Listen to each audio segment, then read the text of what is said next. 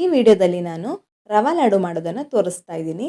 ಈ ರೆಸಿಪಿಯ ವಿಶೇಷತೆ ಏನಂದರೆ ಹಾಲನ್ನು ಬಳಸ್ತಾ ಇಲ್ಲ, ನೀರನ್ನು ಕೂಡ ಬಳಸ್ತಾ ಇಲ್ಲ, ಪಾಕ ಮಾಡ್ತಾ ಇಲ್ಲ. ಕೇವಲ 3 ಸಾಮಗ್ರಿಯಲ್ಲಿ ಬೆಣ್ಣೆಯಷ್ಟು ಮೃದುವಾದ ಬಾಯಲ್ಲಿಡ್ತಾ ಇದ್ದ ಹಾಗೆ ಕರಗಿ ಹೋಗುವಂತಹ ರವಾ ಲಾಡು ಮಾಡೋದಕ್ಕೆ 10 ನಿಮಿಷ ಸಾಕಾಗುತ್ತೆ. ಬನ್ನಿ ಈ ರೆಸಿಪಿನ ಹೇಗೆ ಮಾಡ್ಕೊಳ್ಳೋದು ಹಾಗೆ ಏನೆಲ್ಲ ಸಾಮಗ್ರಿಗಳು ಬೇಕಾಗುತ್ತೆ ಅಂತ ನೋಡೋಣ. ಹಲೋ ಫ್ರೆಂಡ್ಸ್, ನಮಸ್ತೆ. ಶ್ರೀ ಮ್ಯಾಜಿಕ್ ಕಿಚನ್ಗೆ ಸುಸ್ವಾಗತ. ಮೊದಲಿಗೆ ನಾನಿಲ್ಲಿ ಒಂದು ಮಿಕ್ಸಿ ಜಾರಿಗೆ ಸುಮಾರು 1 ಕಪ್ ಆಗೋಷ್ಟು ಸಕ್ಕರೆಯನ್ನು ಹಾಕ್ಕೊಳ್ತಾ ಇದ್ದೀನಿ. ಸಿಹಿ ಕಮ್ಮಿ ತಿನ್ನೋರಾದರೆ ಸ್ವಲ್ಪ ಸಕ್ಕರೆನ ಕಮ್ಮಿ ಹಾಕ್ಕೊಳ್ಬೋದು, ಒಂದು 3/4 ಕಪ್ ತನಕ ಹಾಕ್ಕೊಳ್ಬೋದು. ಅದಕ್ಕಿಂತ ಕಮ್ಮಿ ಹಾಕ್ಕೊಳ್ಳೋದಕ್ಕೆ ಹೋಗಬೇಡಿ, 3/4 ಕಪ್ ಬೇಕಾಗುತ್ತೆ. ಫ್ಲೇವರ್ಗೋಸ್ಕರ ಏಲಕ್ಕಿಯನ್ನು ಹಾಕಿಬಿಟ್ಟು ಇದನ್ನು ಪೌಡ್ರ್ ಮಾಡಿಕೊಂಡು ಸೈಡಲ್ಲಿ ಇಟ್ಟಿರ್ತೀನಿ. ನಂತರ ಈ ಸಕ್ಕರೆ ಪೌಡ್ರನ್ನ ಉಪಯೋಗಿಸ್ಕೊಳ್ತಾ ಇದ್ದೀನಿ. ಈಗ ಒಂದು ಪ್ಯಾನ್ಗೆ ಸುಮಾರು 2 ಟೇಬಲ್ ಸ್ಪೂನ್ ಆಗೋಷ್ಟು ತುಪ್ಪವನ್ನು ಹಾಕ್ಕೊಳ್ತಾ ಇದ್ದೀನಿ. ತುಪ್ಪವನ್ನು ಚೆನ್ನಾಗಿ ಕರಗಿಸ್ಕೊಳ್ಬೇಕಾಗತ್ತೆ. ಈ ರೆಸಿಪಿ ಮಾಡ್ಕೊಳ್ಳೋದಕ್ಕೆ ನಾನಿಲ್ಲಿ ಸುಮಾರು ಅರ್ಧ ಕಪ್ ಆಗೋಷ್ಟು ತುಪ್ಪವನ್ನು ಹಾಕ್ಕೊಳ್ತಾ ಇದ್ದೀನಿ. ಮೊದಲಿಗೆ 2 ಟೇಬಲ್ ಸ್ಪೂನ್ ತುಪ್ಪ ಹಾಕಿಬಿಟ್ಟು ಕರಗಿಸ್ಕೊಂಡಿದ್ದೀನಿ. ಚೆನ್ನಾಗಿ ಕರಗಿದ ನಂತರ ಇದಕ್ಕೆ ರವೆಯನ್ನು ಸೇರಿಸ್ಕೊಳ್ತಾ ಇದ್ದೀನಿ. ನಾನಿಲ್ಲಿ ಚಿಕ್ಕ ರವೆ ಬರುತ್ತಲ್ಲ, ಚಿರೋಟಿ ರವೆ, ಅದನ್ನು ಉಪಯೋಗಿಸ್ಕೊಳ್ತಾ ಇದ್ದೀನಿ. ನಿಮ್ಮ ಹತ್ರ ಈ ಚಿರೋಟಿ ರವೆ ಇಲ್ಲದಿದ್ದರೆ ಬಾಂಬೆ ರವೆನೂ ಕೂಡ ಉಪಯೋಗಿಸ್ಕೊಳ್ಬೋದು. ಆದರೆ ಅದನ್ನು ಸ್ವಲ್ಪ ಮಿಕ್ಸಿ ಜಾರ್ಗೆ ಹಾಕಿಬಿಟ್ಟು ಪೌಡ್ರ್ ಮಾಡಿಕೊಂಡು ನಂತರ ಉಪಯೋಗಿಸ್ಕೊಳ್ಳಿ. ತಗೊಂಡಂತಹ 2 ಕಪ್ ರವೆಯನ್ನು ಚೆನ್ನಾಗಿ ಹುರ್ಕೊಳ್ಬೇಕಾಗತ್ತೆ. ನೋಡಿ, ನಾನಿಲ್ಲಿ ತುಪ್ಪದಲ್ಲಿ ಹುರ್ಕೊಳ್ತಾ ಇದ್ದೀನಿ. ತುಪ್ಪ ಇಲ್ಲಾಂದರೆ ಎಣ್ಣೆ ಕೂಡ ಉಪಯೋಗಿಸ್ಕೊಳ್ಬೋದು, ಆದರೆ ತುಪ್ಪ ಉಪಯೋಗಿಸ್ಕೊಂಡ್ರೆ ಒಳ್ಳೆ ಫ್ಲೇವರ್ ಬರುತ್ತೆ. ಹಾಗಾಗಿ ನಾನು ತುಪ್ಪವನ್ನು ಹಾಕ್ಕೊಂಡು ಇದನ್ನು ಚೆನ್ನಾಗಿ ಹುರ್ಕೊಳ್ತಾ ಇದ್ದೀನಿ. ನಾನು ಮೊದಲಿಗೆ 2 ಟೇಬಲ್ ಸ್ಪೂನ್ ತುಪ್ಪ ಹಾಕಿಬಿಟ್ಟು ಇದನ್ನು ಹುರ್ಕೊಳ್ತಾ ಇದ್ದೀನಿ. ಕಂಪ್ಲೀಟಾಗಿ ಅರ್ಧ ಕಪ್ ತುಪ್ಪ ಕೂಡ ಹಾಕ್ಕೊಳ್ತಾ ಇಲ್ಲ, ಯಾಕೆಂದರೆ ಒಂದೇ ಸಲ ಪೂರ್ತಿ ತುಪ್ಪವನ್ನು ಹಾಕ್ಕೊಂಡ್ರೆ ತುಪ್ಪವನ್ನೆಲ್ಲ ಹೀರ್ಕೊಂಡು ಬಿಡುತ್ತೆ. ಮೊದಲಿಗೆ ತುಪ್ಪವನ್ನೆಲ್ಲ ರವೆ ಹೀರ್ಕೊಂಡು ಬಿಡುತ್ತೆ. ಹಾಗಾಗಿ ಸ್ವಲ್ಪ ತುಪ್ಪವನ್ನು ಹಾಕ್ಕೊಳ್ತಾ ಇದನ್ನು ಚೆನ್ನಾಗಿ ಹುರ್ಕೊಳ್ತಾ ಇದ್ದೀನಿ. ನೋಡಿ, ಇದೀಗ ಕಲರ್ ಚೇಂಜ್ ಆಗಬಾರ್ದು, ಆದರೆ ಇದರಲ್ಲಿರುವಂತಹ ಹಸಿ ಅಂಶ ಅಂದರೆ ಹಸಿ ವಾಸನೆ ಹೋಗೋ ತನಕ ಇದನ್ನು ಚೆನ್ನಾಗಿ ಹುರ್ಕೊಳ್ಬೇಕು. ಸ್ವಲ್ಪ ಹೊತ್ತಿನ ನಂತರ ನೋಡಿ, ಸ್ವಲ್ಪ ಹೊತ್ತು ಹುರ್ಕೊಂಡಿದ್ದೀನಿ. ಈಗ ಇನ್ನೊಂದು ಟೇಬಲ್ ಸ್ಪೂನ್ ಆಗೋಷ್ಟು ತುಪ್ಪವನ್ನು ಹಾಕಿಬಿಟ್ಟು ತಿರ್ಗಾ ಇದನ್ನು ಹುರ್ಕೊಳ್ತಾ ಇದ್ದೀನಿ. ತುಪ್ಪವನ್ನೆಲ್ಲ ಚೆನ್ನಾಗಿ ರವೆ ಹೀರ್ಕೊಳ್ಳುತ್ತೆ. ನೋಡಿ, ಕಲರ್ ಚೇಂಜ್ ಆಗಬಾರ್ದು, ಕಲರ್ ಹಾಗೆ ವೈಟಾಗೇ ಇರಬೇಕು. ಹಾಗಾಗಿ ಲೋ ಫ್ಲೇಮಲ್ಲೇ ಇದನ್ನು ಚೆನ್ನಾಗಿ ಹುರ್ಕೊಳ್ಬೇಕಾಗತ್ತೆ.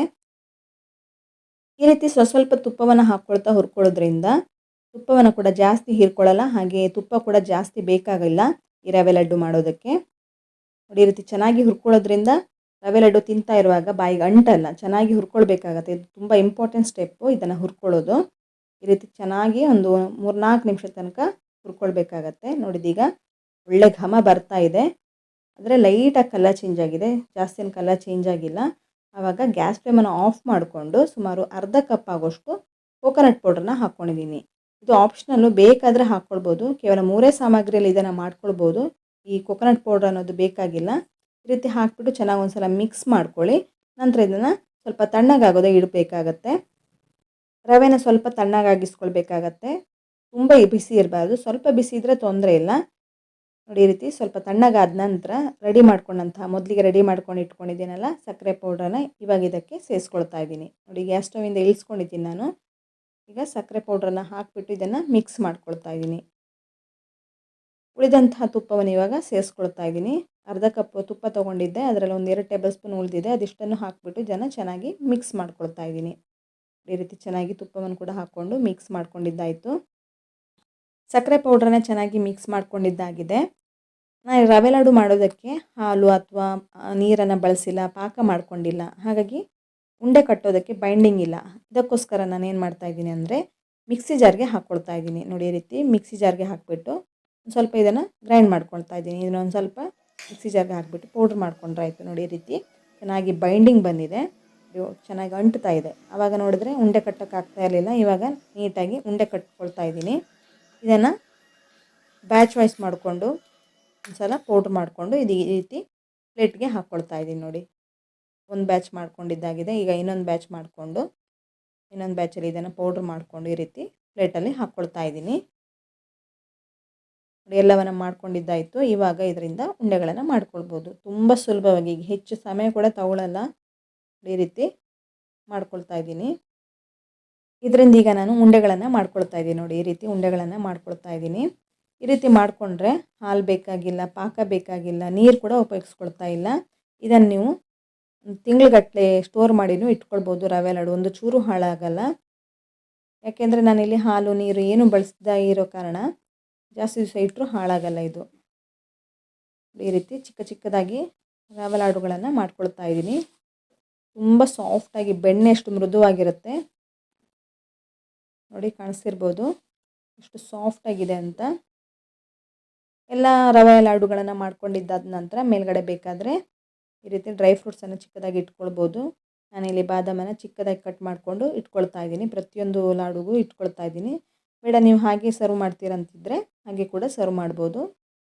ತುಂಬಾ ರುಚಿಯಾಗಿರುತ್ತೆ. ಎಲ್ಲ ಉಂಡೆಗಳಿಗೆ ಈ ರೀತಿ ಮೇಲ್ಗಡೆಯಿಂದ ಡ್ರೈ ಫ್ರೂಟ್ಸನ್ನು ಇಟ್ಬಿಟ್ಟು ಇದನ್ನು ಸರ್ವ್ ಮಾಡ್ತಾ ಇದ್ದೀನಿ. ತುಂಬ ಸಿಂಪಲ್ ಇದನ್ನು ಮಾಡೋದಕ್ಕೆ, ಹೆಚ್ಚು ಸಮಯ ಕೂಡ ಬೇಕಾಗಿಲ್ಲ. ಪಾಕ ಮಾಡಬೇಕಂತೇನಿಲ್ಲ, ಹಾಲು ಉಪಯೋಗಿಸಿಲ್ಲ, ನೀರನ್ನು ಉಪಯೋಗಿಸಿಲ್ಲ. ಕೇವಲ 3 ಸಾಮಗ್ರಿಯಲ್ಲಿ ಇದನ್ನು ಮಾಡ್ಕೊಳ್ಬೋದು. ಕೊಕೊನಟ್ ಪೌಡ್ರನ್ನ ನಾನಿಲ್ಲಿ ಹಾಕಿದ್ದೀನಿ, ಅದು ಆಪ್ಷನಲ್ಲು.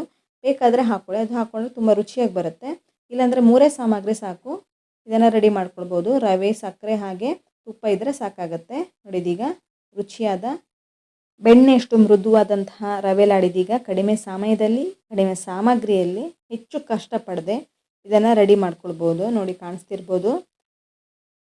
ನೋಡ್ತಾ ಇದ್ದರೆ ತಿನ್ನಬೇಕಂತ ಅನಿಸುತ್ತೆ, ಒಂದು ತಿಂದರೆ ಇನ್ನೊಂದು ತಿನ್ನಬೇಕನ್ಸುತ್ತೆ, ಅಷ್ಟು ರುಚಿಯಾಗಿರುತ್ತೆ.